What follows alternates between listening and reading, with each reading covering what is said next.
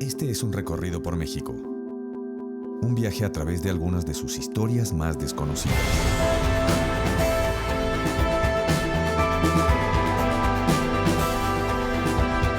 Un estado del país. 3 historias.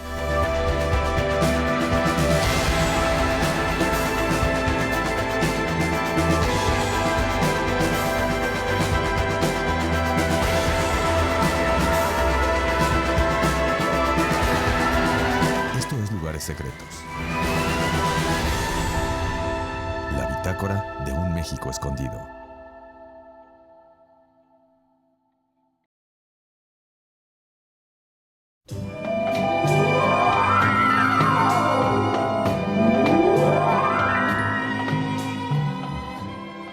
El día de hoy nos adentraremos por alguno de los lugares más míticos de la Ciudad de México.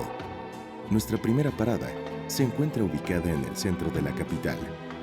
El ex convento de la Merced es uno de los edificios más antiguos de la urbe. Terminó su construcción en 1654 y durante muchos años logró preservar su esplendor de época. Entre las majestuosas columnas de este recinto se esconden los recuerdos de otros tiempos, pero sobre todo, el lugar guarda los más profundos secretos de uno de los amores más tortuosos de la historia de nuestro país.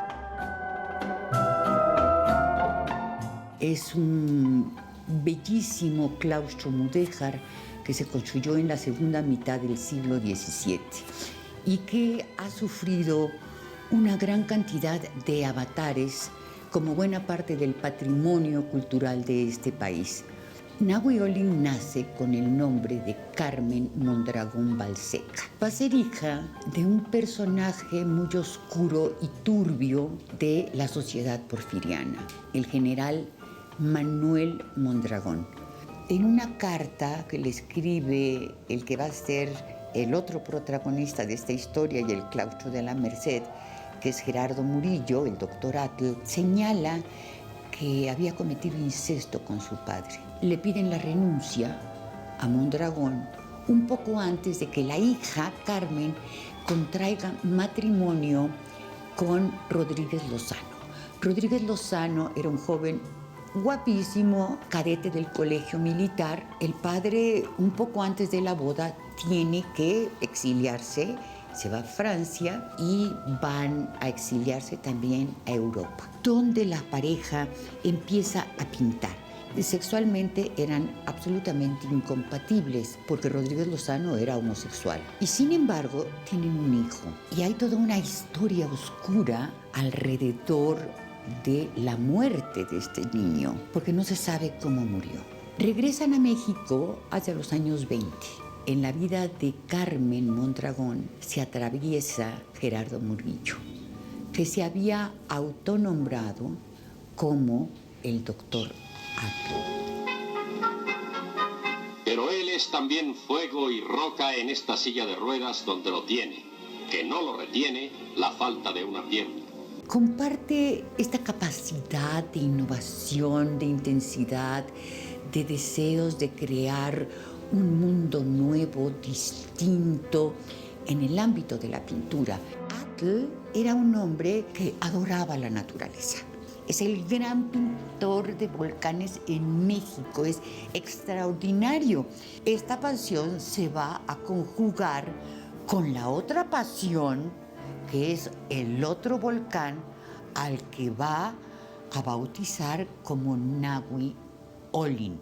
Hace referencia al mito de creación mesoamericano de el quinto sol. Él va a formar parte de las filas de la revolución también, y por azares del destino, de estos maravillosos azares, le dan la custodia del claustro de la Merced. Arcos y columnas trabajados en piedra calada figuran como una de las obras más bellas del género. Decía José Emilio Pacheco que la mujer más bella del siglo XX en México había sido Nahui Olin. Tocaba el piano, que improvisaba, que escribía poesía, que después va a pintar. Perfora mis entrañas, desbarata todo mi ser. bebe toda mi sangre, y con la última gota que me quede, escribiré esta palabra. Te amo. Tengo miedo de mi propio amor, porque todo lo grande da pavor. Pero tú tienes valor ante mi amor. Evidentemente, Nahui abandona a Rodríguez Lozano e inmediatamente se va a vivir al convento de la Merced. Nahui, por ejemplo, va a tener los arrestos para tomarse las fotografías más provocadoras de esa época. En el convento de la Merced van a vivir esta pareja, pero por supuesto estas dos personalidades tan intensas creaban una realidad intensa donde los celos y las peleas eran absolutamente cotidianas. Cuentan que en alguna ocasión llegan dos modelos a posar para el doctor Atl y Nahui las ve y saca una pistola y empieza a disparar.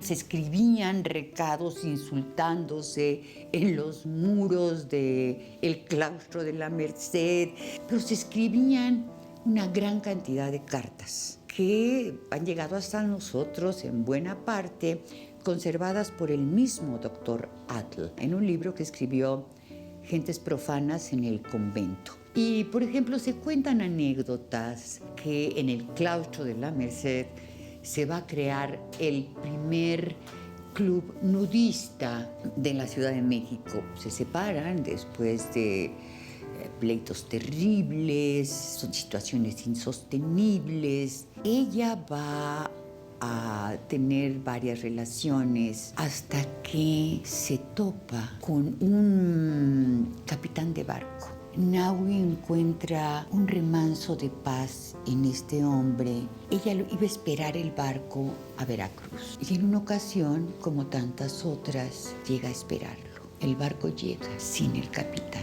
El capitán había muerto en la travesía de una intoxicación por camarones. Sin dinero, abandonada, trastornada.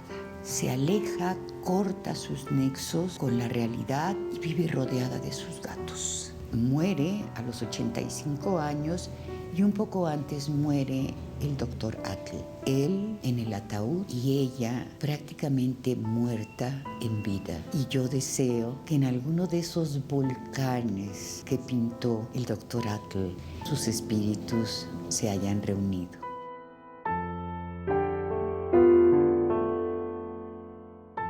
En la década de los 20, Nahui Olin se convirtió en un símbolo de libertad para la mujer mexicana, incluso al terminar su relación con el Dr. Atl. El día de hoy el exconvento de la Merced se encuentra cerrado y en muy malas condiciones.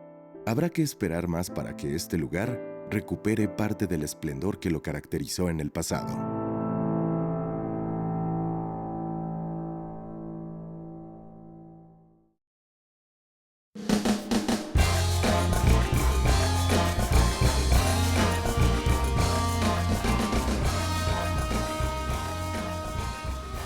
Nuestra siguiente parada se encuentra ubicada en la colonia San Ángel de la Ciudad de México. Allí, en la calle de la Loma, número 19, detrás de un portón blanco, aparentemente como cualquier otro de la ciudad, el escritor colombiano Gabriel García Márquez escribiría una de las novelas más importantes de la literatura mundial, 100 años de soledad. Llega a México a principios de la década de 1960. Es un joven escritor y periodista. Había debutado en 1955 con su novela La hojarasca. García Márquez desempeña una serie de trabajos. Lo mismo es editor, periodista, autor de guiones de cine y trabaja para la publicidad. En la publicidad conocí, por supuesto, y fui a ella misma a dicho trabajo de publicista con Chaneca Maldonado, que le estaba dando en ese momento oportunidad a Gabo García Márquez para que hiciera un folleto. García Márquez ya era un escritor formado cuando llegó a México. Todo greñudo, por el pelo chino, muy moreno de sol. Tenía pendiente escribir un libro. Este libro él lo traía en la cabeza desde adolescente y fue precisamente en este país, en un viaje que hace García Márquez con su familia a Acapulco, donde, según su testimonio, encontró el tono que necesitaba para escribir esa historia. En los años de 1965 y 1966, a lo largo de 18 meses, García Márquez se encierra a escribir. La dedicación absoluta de García Márquez lo llevó a dejar su trabajo como editor de revistas, a dejar de escribir guiones de cine. Y en esa casa de la calle de la Loma 19 en San Ángel, al sur de la Ciudad de México, es donde la familia de García Márquez pasa esos 18 meses en los cuales el padre, el proveedor económico, ha decidido apostarle todo a la escritura de un libro. Ni siquiera sé cómo hizo Mercedes durante esos meses para que no faltara ni un día la comida en la casa. Habíamos amigos escritores que de repente llegaban allá a la casa de la Loma en ese periodo de encierro y de repente traían una canasta con víveres que habían comprado en el mercado, nos habla de esa solidaridad que recibió García Márquez en México en los momentos en que no era Gabo. Gabo ya estaba escribiendo 100 años de soledad. No lo decía, no lo preguntábamos. Nos dedicábamos a comer los pollos baratos y a tomar las cubas libres baratas. Y sobre todo de la generosidad del casero. Un señor llamado Luz Coudurier, que era funcionario en el Departamento del Distrito Federal. Coudurier, en un gesto inusitado, le da 6 meses, durante los cuales no es necesario que paguen nada, y con un adelanto que le paga la Editorial Sudamericana de Buenos Aires logra saldar ese último tramo de los 18 meses que vieron la génesis de una obra monumental. Yo creo que lo que sucedió con Gabo es un suceso para todo el mundo, no nada más para América Latina. La posibilidad de vivir en un país donde se habla tu propio idioma, donde puede desarrollarse como periodista y como escritor de cine, nos habla de condiciones que muy probablemente no habría tenido de haberse quedado en París o en Nueva York. A mí me gustaría volver al periodismo, pero sobre todo a ser reportero, porque tengo la impresión que a medida que uno avanza en el trabajo literario, va perdiendo el sentido de la realidad. La estancia de Gabo en México siempre fue muy feliz porque se identificó totalmente con nosotros. Los colombianos se parecen mucho a nosotros. Sí es una operación de recuperación de las historias rurales que hermana a los escritores mexicanos y colombianos con los autores latinoamericanos de ese momento de transición de la vida social en nuestro continente que va del campo a la ciudad. Probablemente en Estados Unidos o en Europa o en Asia y demás, es un hecho que fue un descubrimiento y un deslumbramiento. Oírnos, vernos y conocernos. Si eso no tiene importancia, pues no sé cuál otra. 100 años de soledad marca un parteaguas en la vida de García Márquez y de su familia, y también lo marca en la literatura latinoamericana y universal. Pensar que 1 millón de personas pudieran leer algo escrito en la soledad de mi cuarto, con 28 letras del alfabeto y 2 dedos como todo arsenal, parecería a todas luces una locura. Las letras de Márquez, junto con las de algunos otros como Julio Cortázar y Jorge Luis Borges, encabezaron el surgimiento del llamado boom latinoamericano. Sin embargo, su legado se conserva no solo por sus novelas, sino por los espacios de los que tomó inspiración. El ganador del Nobel consideraba a México como su segundo hogar, y la ciudad lo acogió con brazos abiertos hasta el día de su muerte.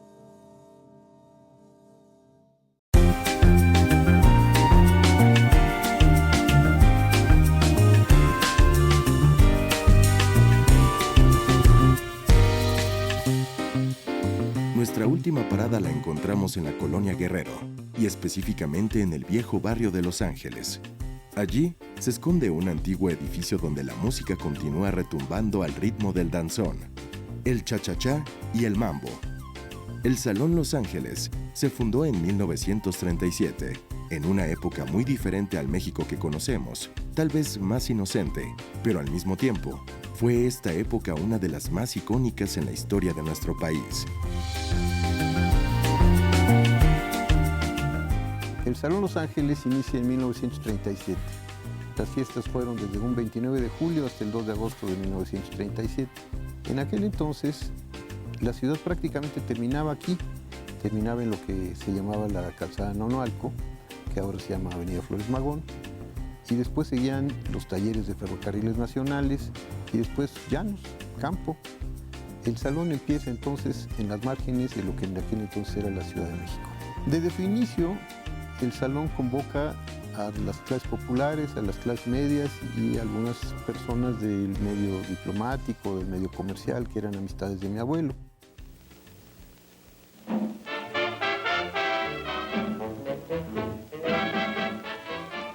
¿Qué pasó con las cevichas, yo sí? ¿Yo sí qué?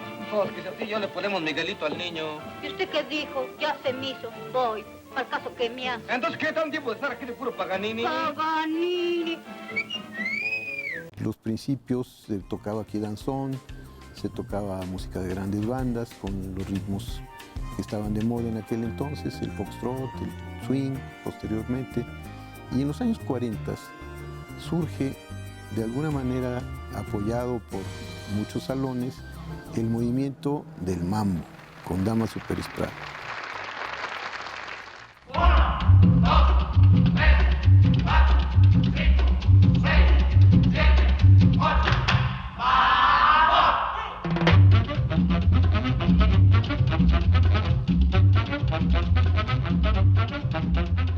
Y posteriormente en los años 50 el cha-cha-cha con Enrique Jorrín, que era director musical de la Orquesta América, que estaba dirigida por Ninón Mondéjar. El salón de baile era la diversión, el lugar de diversión por excelencia fuera de casa. Hay que recordar que en aquella época no existía la televisión, no existía nada, entonces lo que se oía era la radio.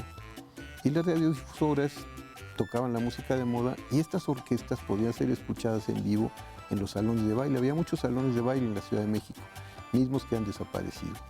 En la actualidad, de aquellas épocas, únicamente queda el Salón Los Ángeles de 1937 y el Salón California por el área de Portales de 1954. Ay, no, no, no, no, María Cristina, que no sé, no sé, no sé, no.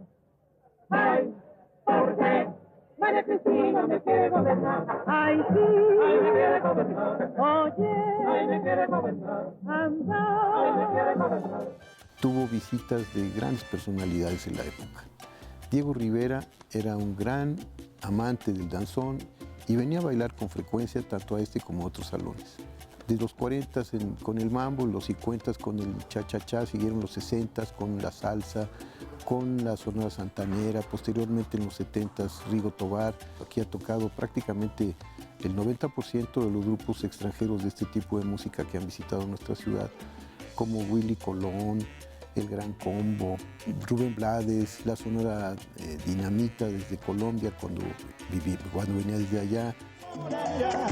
Lo único que yo quiero, no me hagas sufrir más tu pena. Estos salones se fueron convirtiendo en íconos de la ciudad, en lugares que, si bien en un momento eran los más novedosos, digamos, en términos de la oferta musical, se fueron transformando a ser unos clásicos. Café Tacuba, La Maldita Vecindad y muchos otros también pasaron por la pista, por el escenario del Salón Los Ángeles. Recientemente tuvimos a Robert Fripp, el director de un grupo que se llama King Crimson, con un grupo de orquesta de guitarras acústicas, sin amplificación. 80 guitarras acústicas con 400 personas en el público asistente, en un evento muy interesante. Hemos tenido algunos artistas de música contemporánea como Michael Nyman, hemos tenido muestras de arte contemporáneo plástico también, hemos tenido muchas cosas en Salón Los Ángeles.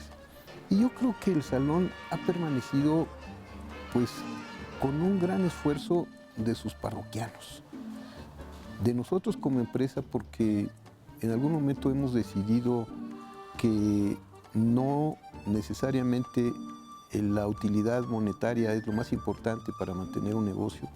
Por lo tanto, el Salón Los Ángeles se ha convertido en una especie de centro de difusión de la música afroantillana, de centro de encuentro de un barrio, que es el barrio de Los Ángeles. El secreto ha estado en que hemos sido muy afortunados. Somos lo suficientemente afortunados para estar enclavados en un barrio en donde, en 1 kilómetro a la redonda, hay grandes centros culturales como el Centro Universitario Cultural Tlatelolco, pero eso también nos coloca frente a la transformación de la ciudad. ¿Qué hemos hecho con esta parte de la ciudad? Y yo creo que la Colonia Guerrero, con la Colonia Buenavista, tiene todas estas características como para ser un centro de desarrollo turístico, desarrollo económico, que precisamente nos enfrenta a los retos del siglo XXI.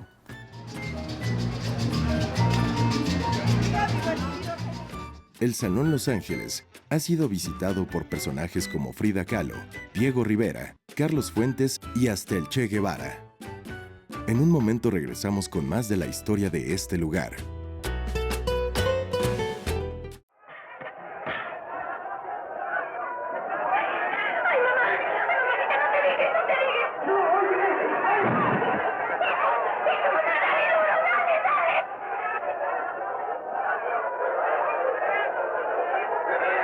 Esa película fue filmada en 1949 y salió a pantalla en 1951. En ella actúa Joaquín Pardavé, una muy joven Silvia Pinal, una actriz Nini Marshall y muchos otros. Bueno, yo creo que desde el 51 hasta la fecha, de alguna manera el salón está de moda, porque siempre se está cambiando, pero se mantiene igual. La mayoría de los salones de baile han tenido que cerrar.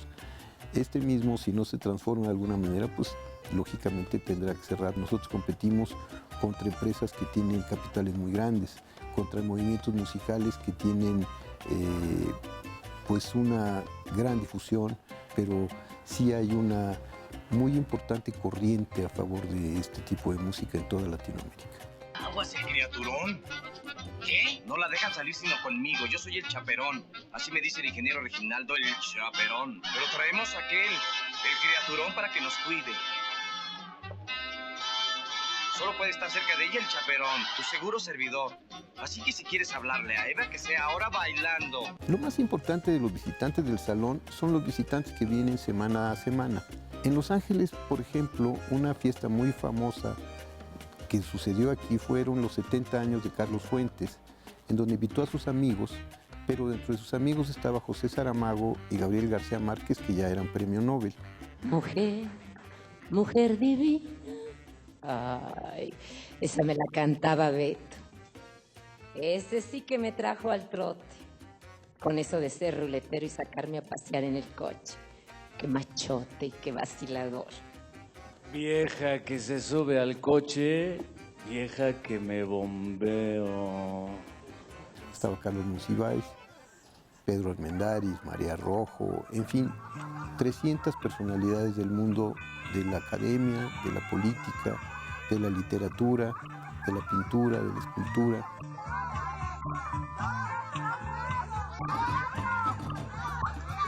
En alguna ocasión vino María Félix. Aquí iniciamos una temporada de teatro con la obra Aventurera. Algo que está sucediendo muy frecuentemente es que es utilizado como locación, porque es de los pocos lugares que conservan su estructura principal desde 1937 hasta la fecha, pero lo importante es ese núcleo de personas que aman el baile y que encuentran en la visita al Salón Los Ángeles un remazo de paz, porque cuando uno baila se olvida de todo y tenemos la obligación de dar o de preparar o de consensuar una oferta para los más jóvenes, para los jóvenes mayores de 18 años que descubren que al aprender a bailar lo que sea, encuentran más seguridad en sí mismos, sin duda va a ser más exitoso socialmente que si se queda sentado. La convivencia personal en estos momentos está muy desprestigiada, digamos, porque todos buscamos de alguna manera la comunicación a través de la pantalla. Los lugares vivos están vivos no solo por el edificio o por el público, que lógicamente tiene que irse rotando porque pues, va muriendo. Esta experiencia viva de tener lugares de reunión Yo creo que es el éxito de los grandes conciertos, el éxito de las grandes cadenas de cafés, donde la gente no va a tomarse un café, sino va, en algunos de ellos en términos aspiracionales, a ser parte de un grupo. El habitante de la Ciudad de México creo que cada vez protagoniza más. O sea, es una persona que está muy bien informada, que está actuando de acuerdo a sus convicciones y que se da cuenta que si bien es importante estar en contacto con los avances tecnológicos, también es muy importante conservar los valores tradicionales, la amistad principalmente, el vínculo con la familia, el vínculo con la identidad nacional. Es muy interesante el que haya logrado sobrevivir. Creo que este va a ser un excelente año de despegue para muchas cosas de Salón Los Ángeles. Tenemos la obligación de abrir más días de baile. Ahorita tenemos únicamente como bailes tradicionales martes y domingos. En Los Ángeles, insisto, puede pasar cualquier cosa. Es un lugar muy vivo. Es un lugar muy emblemático de la ciudad por ese tipo de cosas, porque cualquier persona nos la podemos encontrar aquí.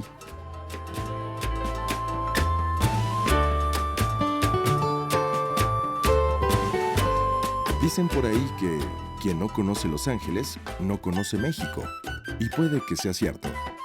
El Salón Los Ángeles ha pasado por décadas de historia, pero sigue manteniéndose en pie como uno de los pocos sitios donde la tradición y el entretenimiento de aquellos días sigue más vivo que nunca. Por ahora hemos terminado nuestro recorrido por la Ciudad de México, pero sabemos que existen muchísimos lugares que guardan alguna historia que contar. Debemos preparar nuestros siguientes destinos. Oh.